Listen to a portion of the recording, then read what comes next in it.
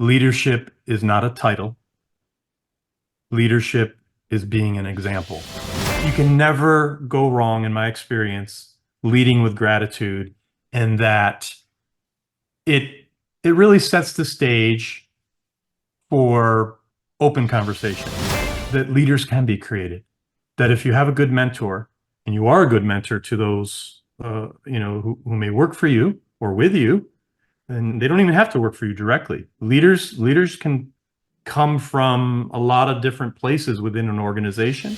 And if we just set our mind to helping one person a day, and believe me, I've done this now since I've interviewed him a couple of years ago, one person becomes two, which becomes four, which becomes eight, and it multiplies. Leaders feel today, because they're in a leadership position, that things are beneath them, that I'm not responding to that, or whatever it may be, because their ego is in the way.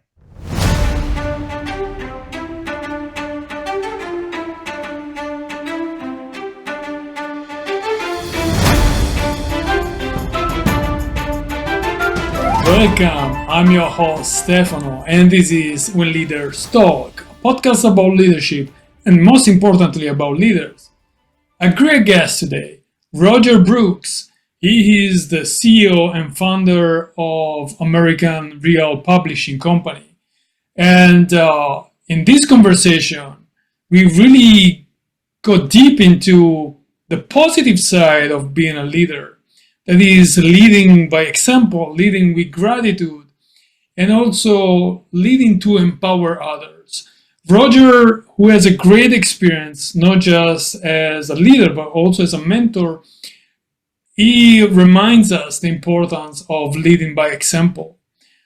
So it's an episode full of insights in a very nice way for the energy that actually Roger exudes, if you want, and something that you will appreciate in this 45 minutes long discussion that we have.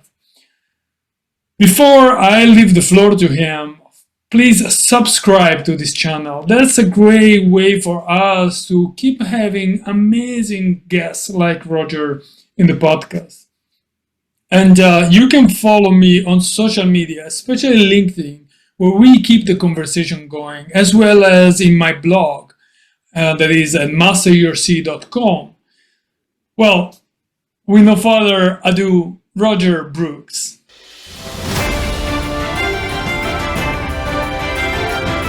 Leadership is not a title. Leadership is being an example.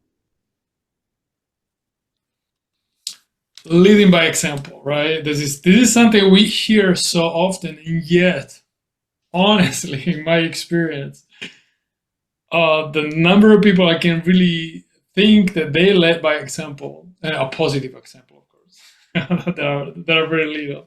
And you have a great experience in many different sectors. You're a writer, you're an entrepreneur, you work with startups. What is that you have noticed, especially with startups founders? What is the characteristics of the younger generation, coming into the business world?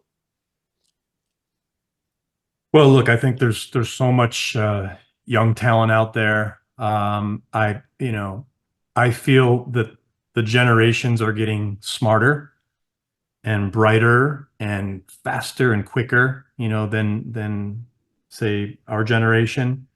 And they seem to be more mature when it comes to business in general. But in my experience, I think the best leaders that I've worked for and that I've worked with, again, are those who walk the walk and talk the talk, and are not afraid to get their hands dirty and actually get into the business and understand it, every part of it. Nothing is beneath a leader to do any tasks within an organization that he wouldn't do him or herself. So, for example, in my one of my businesses, a publishing business, I wanted to learn every part of it. I'm not an editor. I'm not a formatter. But it was important for me to really understand the process and then put the right people in place in order to talk intelligently to the clients, to the prospects about the service that we offer. And I think that's what a true leader does, is really understands the ins and outs of the organization, so that you could talk at any level, a high level or anywhere in between, on um, what the business may do to impact that client and impact the client's customers. That resonates with me. I've been in the Navy, and commanding a ship. I was the guy who was always on the bridge as a young officer, so that was like my area, operations, communications. But when you come to commanding a ship, you need to learn everything else. It's not just radio and driving the ship itself. It's more like the engines and all the technical aspects and the weapons, of course, and all the electronics. And you need to learn, right? Not because you're gonna do the job. Of course, you got plenty of people doing that, but because you want to talk to these people, you want to understand what they're doing, and you want to be part of the team, and you want them to feel part of a bigger team, if you want, right? And of course, the ship is always the example that I bring, because most of my life was there. So yeah, I like that. And so, do you have like a role model, someone who really showed you the way? I've had so many role models over the course of my life. Everyone from when I was a youngster playing baseball. Many of my coaches were great role models. Some were very tough, but I believe that toughness helped me not only become a stronger person, but really appreciate when you need to be tough and how that can be beneficial, in certain ways. And then, certainly there was other role models that I've had that, whether it was counselors at school or people that I've worked with, um, writers that I looked up to and connected with over the years, which helped me on my journey to become a writer and eventually a publisher. So a lot of these key individuals became role models and mentors. I've interviewed over 200 people on my podcast, and I've learned so much from them. I believe that we can take away many things from conversations, especially genuine conversations from people, and take all those little bits and pieces to apply them to our own lives, so we can become better people at home, for our families, better colleagues, better friends, and better neighbors in general. That's exactly why I am doing the podcast. And it's a way for me to keep the conversation going. I have the opportunity to talk to people like you and learn something from you, and listen to different experiences, different perspectives on leadership. Is so enriching. I might not agree on everything you say or all the other guests here have said, but that's fine. It's just a matter of, okay, that's your view, and I appreciate that. And so you were talking about mentoring, and I guess that's a way, of course, to develop leadership skills. What other methods have you used in your life, or you still using today, to be a better leader? Right. As I mentioned, I think just being an example in everything you do. So how you carry yourself in front of others, being respectful, um, helping to figure out a challenge together, not, putting the burden all on one person, especially in times of need. And, really just, again, getting in there, not being afraid to be part of the team, so that at the end of the day, you come out a better team, with a better solution that hopefully, puts the individual that was you're working with in a better position to maybe do it themselves. So I think, and I've worked with an author, Steve Reiner, And Steve wrote a book about, I actually have it right here. It's called Leaders Created. And Okay. he really talks about the need for good leaders to help create the next leaders, to really pass on the wisdom and the knowledge and the experience so that that next generation can also uh, be empowered and then be able to empower those coming, beneath them. So it's a continual cycle, and I believe it's really being that light at all times. We're always on, right? Whether our kids are watching, or our neighbors are watching, um, or whomever you consider your God is watching. Um, Someone's always watching, and I think that it's really, to be a good leader, to be a good person, it's putting your best foot forward every day, all the time, without it being, disingenuous. It needs to be genuine, and also leading with gratitude. That's something that I learned much later in life, but gratitude carries a very positive energy with it. And I believe a lot of goodness flows from when we have good intentions up front, when we're grateful, for everything we have and things that happen, and we let people know, I'm grateful for this podcast today, right? To have an opportunity to speak with you, and make it genuine, because it is. And once an individual is able to really do that, it becomes second nature. And when you lead by gratitude, everything just seems to fall in place. And I'm incredibly grateful to have you here today. That's a matter of fact. You were Thank you. talking about, everyone is watching, and I was thinking, well, hopefully it's not like George Orwell's Big Brother. That's right. But no, just kidding. Of course, it's not that. So, what is the one thing about leadership you're still struggling with? The aspect that you would like to improve, but sometimes it's not that easy. Yeah, I would say for me, it's you know, trying to do everything myself, and trying to get better at delegating and empowering others to be able to do what they're good at, to live out their skill sets. And that's important.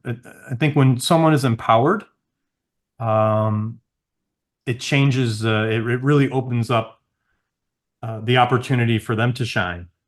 And sometimes as leaders, we want to control things and make sure we do things our way so they come out the right way.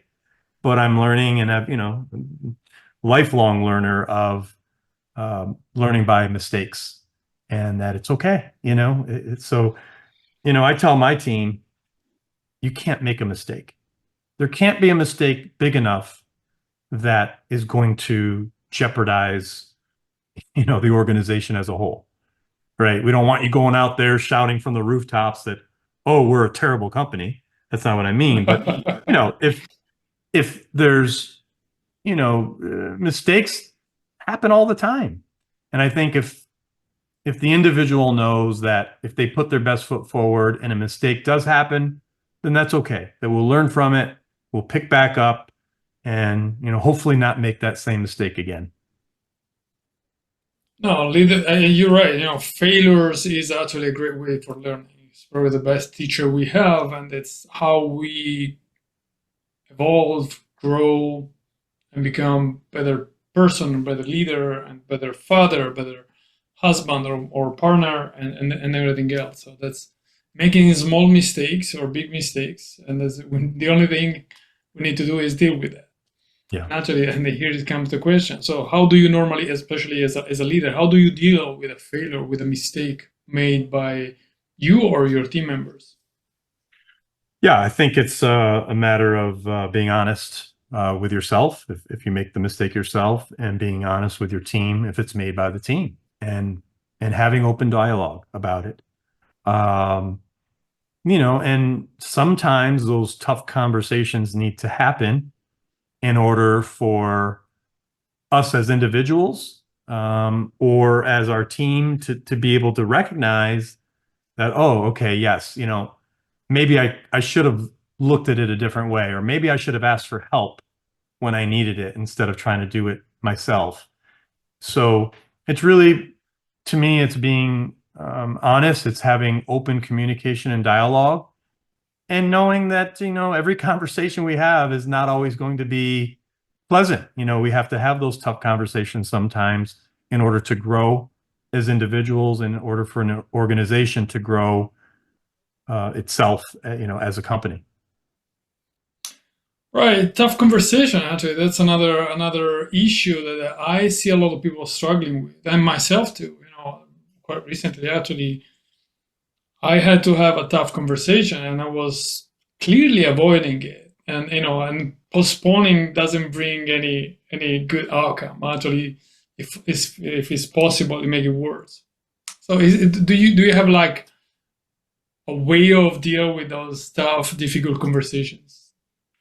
Yeah, again, it goes back to leading with gratitude, right? So even in the tough conversations, when I address people, first off, I want to thank you for your hard work. I want to thank you for your dedication. You do a lot for our company, but there are some things that need to be addressed, and I would like to talk to you about them. So it, you can never go wrong, in my experience, leading with gratitude, and that it it really sets the stage for open conversation.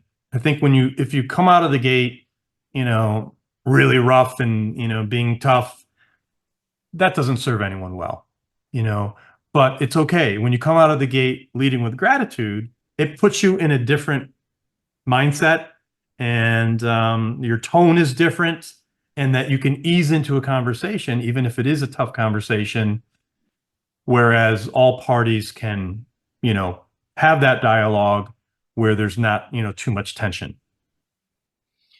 Yeah, I like what I hear here, and that's I was reflecting also on events in my past, and it's so true.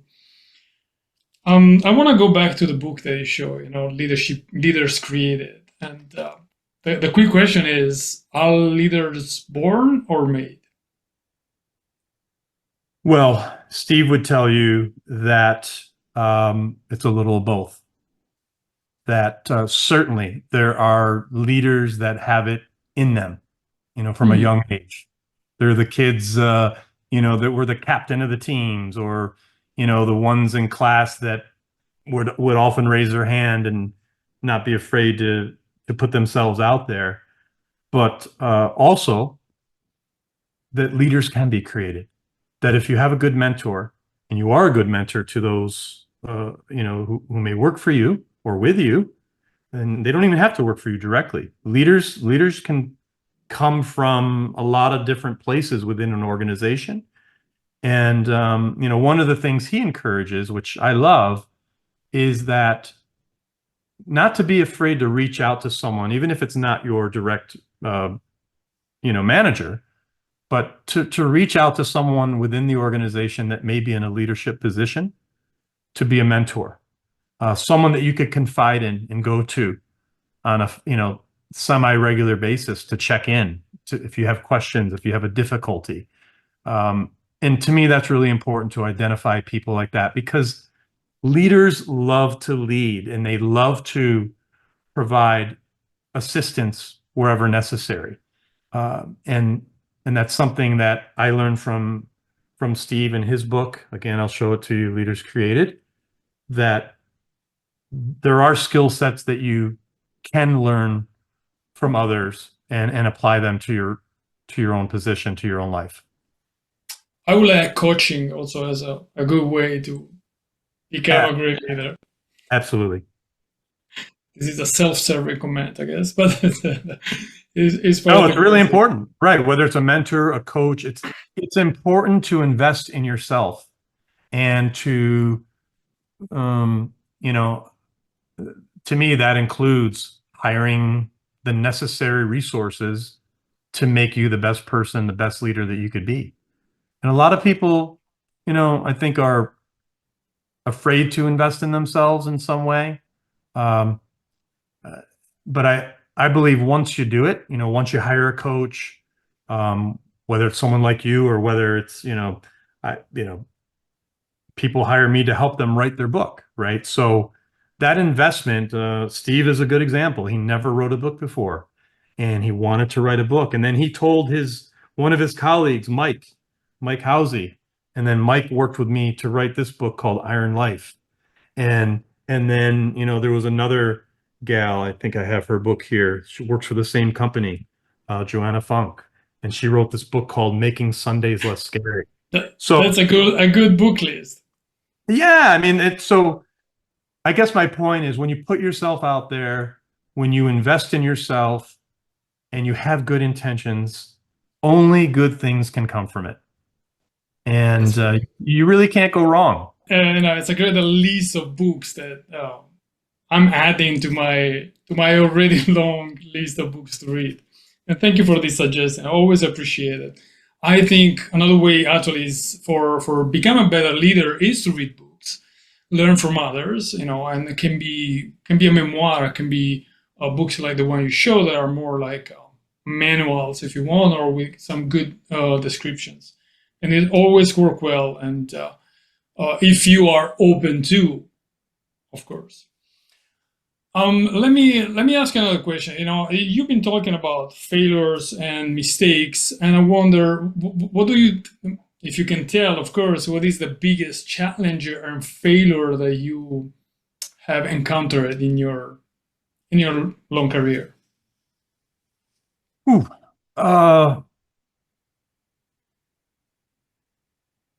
Yeah, I would say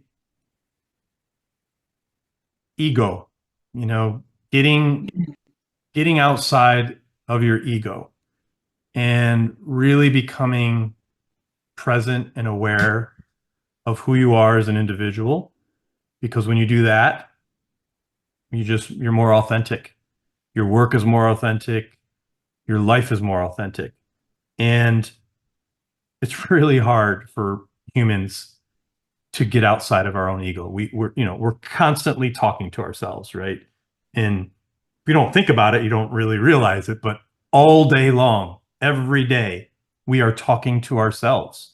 And we live in this constant conversation, uh, doubts, suggestions, that we're telling ourselves, and that a lot of that could also come in the way of arrogance and not taking ownership, not making excuses, not making excuses. So there, it's to me, it's really important, and I would say the biggest hurdle that I've had to overcome myself, as a leader, as an entrepreneur, um, as a father and a husband, is to get away from your ego. And not that ego is all bad, it's just having it in check so that you're aware of how you're coming across to the world, and how you talk to yourself. It's really important to talk positively to yourself and to not self-sabotage yourself, because that could be very, very harmful to your psyche, to your productivity, and to how you show up, to the world. I guess the ego probably is something that will get on the way also when you try to delegate tasks to someone else, because you have your own vision. And so we go back to what you said earlier. How do you deal with that then? How do Yeah, you and keep this voice at bay? yeah, great question. I think there's a balance there, right? So, leading by example, delegating, empowering, let someone bringing their own, you know, flavor to the table. But at the same time, if they're bringing something that would probably not work because it's a mistake you made before, you Right. want to let them know that, right? So you don't want to have them make a mistake just to make a mistake. So it's a balance of really giving that empowerment, but also at the same time being that leader that is needed to address any tough questions along the way. Yeah, I like that. I like that. So, what is, and we were talking about earlier how leaders, how people, anyone can become a good leader. What is the starting point? Other than before, even before going to a mentor, what do you think is the right starting point for anyone to really think about becoming a better leader? Right. Looking back on my career, I would say if there's something that I've learned along the way that I didn't do that I might have done earlier to help myself become a better leader, it would be taking on work, taking on tasks for free, working for free. If there's someone you look up to in an industry, and it doesn't really matter your age, right? If you really want to break into an industry, you reach out to people and work for free, because there's something really empowering about that, in that if you're able to help another person and not be paid for it, and it's genuine, and that you're really helping them solve something, it it serves you well, it serves them well, and it shows your intentions are not just monetary. That you're really trying to learn something to become a better person, but you want to learn from that mentor. And just being with someone, even if it's for an hour a month or an hour every couple of weeks, being in their office, going to lunch, but then taking away, like, hey, is there something I could do for you that would help me learn and that would help you, in your world. So I think there's something about that is very empowering. Working for free, searching for mentors, because again, leaders want to help others. They will gladly take some time out of their day to meet with someone. Most people, I don't want to put everyone in the same basket, but most Right. people Yeah. will take time if they know that you're genuine about wanting to improve yourself. And, sometimes it's surprising how easy it can be actually to discover, find out how really, as you mentioned, people want to help. And I was having a conversation on this podcast with Judy Robin. She wrote a fantastic book on networking. And actually, one of the things she said was, well, you need to ask for an idea, a support. And that's how you can establish a relationship. And you will find out how people love helping other people, how available they are, how good there is. And then sometimes it's hard to see it in Yeah. life. No, and I'll give you an example. Talking to my daughter, who is a senior in college, she really wants to get into the sports world, and I suggested that she reach out to the athletic director at her school, the athletic director at NC State down in Raleigh. And not only did he respond to her, he met with her, he let her shadow him, and he said this. He said, for as long as I've been the athletic director here, there hasn't been one student that reached out to me like you did. So it just goes to show you, and that's a school of 40,000 kids, right? It's a very large school. To your point, most people don't do it. They're intimidated, or whatever the reason is, they just don't do it. But people want to help. So again, and you can't, I think it's also a fine line, right? Like, you can't expect that person to hire you, right? It's a give and take, but you never know where those conversations will lead. And it's all about networking and making sure that you're putting yourself out there, again, always with good intentions. If you have good intentions, people recognize that, and they will do whatever they can to help others become successful. I think that's why we're, as humans, that's innate in us, is that we want to help people. We want to see people succeed. And there's no greater feeling than helping, a fellow human to help them get to the next level in their life. Well, those connections have been the what made our species successful and evolve how we became. We create a community for mutual support, and they were a small community, and then became larger and larger and larger. And within this community, we had ideas and the failures, mistakes, experimentations, and everything that now we have, and how we are evolving. It's starting from those small communities. Something we forget sometimes, really. Yeah. And I like this approach that that we'll be discussing. How people want to help. Of course, they're not going to hire you, because not necessarily, at least, that there is still probably a step to get there. But you can find actually people really also willing to try to help you that way. So Yeah, and that's I would add one more thing, if I may, is that, and I learned this from, again, someone who I interviewed on a podcast, David Meltzer, several years ago. His whole theme is help one person a day. Doesn't matter where it is, how it comes, but get in the habit of helping one person a day.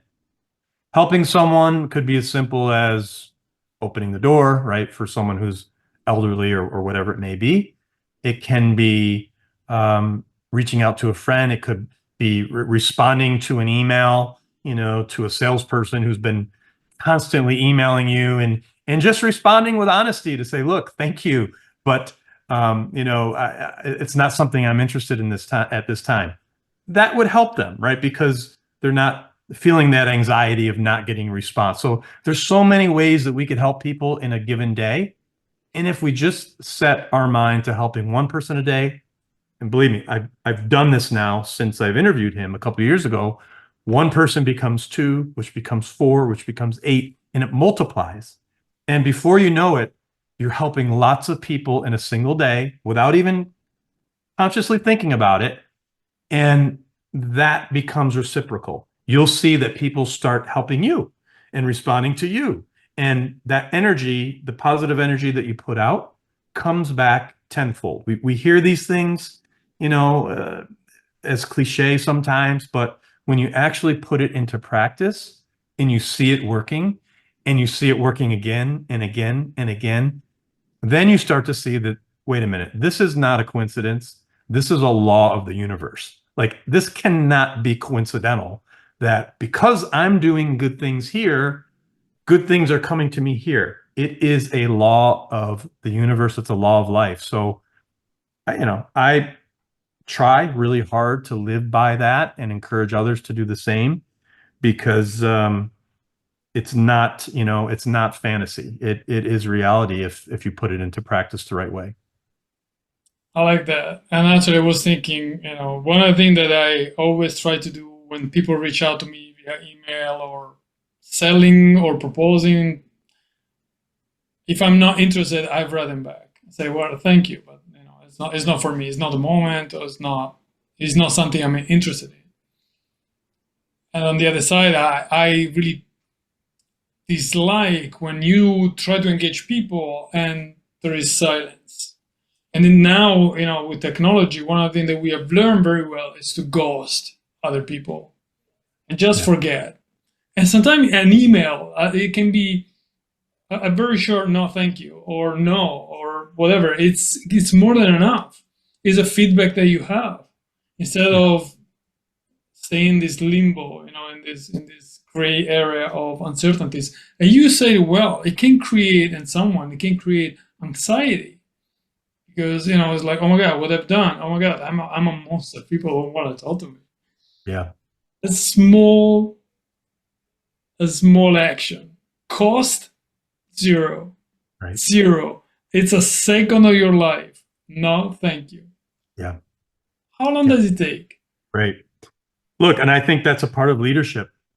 I think a couple things around that topic. One, being accessible to others is being a leader, not hiding behind email. When you don't return phone calls, like, those kinds of things are not leadership driven actions, right? So, even if no one's watching, right, sending that email back, again, I always put it back to energy. It is energy that you're sending back to someone who wrote to you. And it's not like, believe me, I don't respond to every single email, so I don't want to be a hypocrite. It's hard, because we're all busy. But I have hired a VA, right, to help me with responding. Because if I get, 30 messages a day on my LinkedIn and, 100 messages on my email, it's hard to physically keep up. But there are things we can do as leaders to empower others. I have a young lady that works for me from the Philippines. She's been working for me for over 2 years. And I love it. It gives her, a nice paying job, and it helps me. So I don't have to worry and have that anxiety of not responding to people. So there's things that we could do as leaders that, all the way around have good energy tied to it. But to your point, I would, whoever may be listening to this and maybe ignoring people on the other side, it's not easy to be a salesperson. Just put yourself in someone's shoes. Everyone's trying to make a living, and if it's done with good intentions and people are not harassing you, like you said, it takes 2 seconds to respond. No, thank you, not a good fit, whatever it may be. But, just be mindful that it's a leadership move to be accessible and to respond. Right, and the people that normally don't answer, they may have a kind of passive aggressive behavior. It's because this is a way it manifests actually.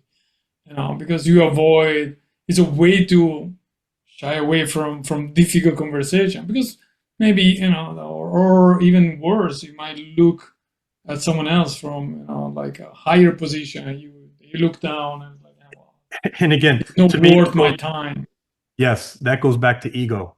When your ego's in the way, Right. suddenly you're more important than someone else.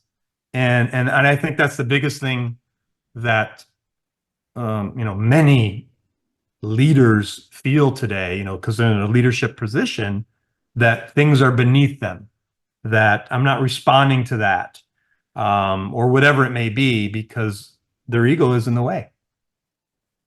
And as you mentioned at the beginning, leadership is not a position, right? It's way more than that. Yeah. And well, going back to the last question, going to the last question.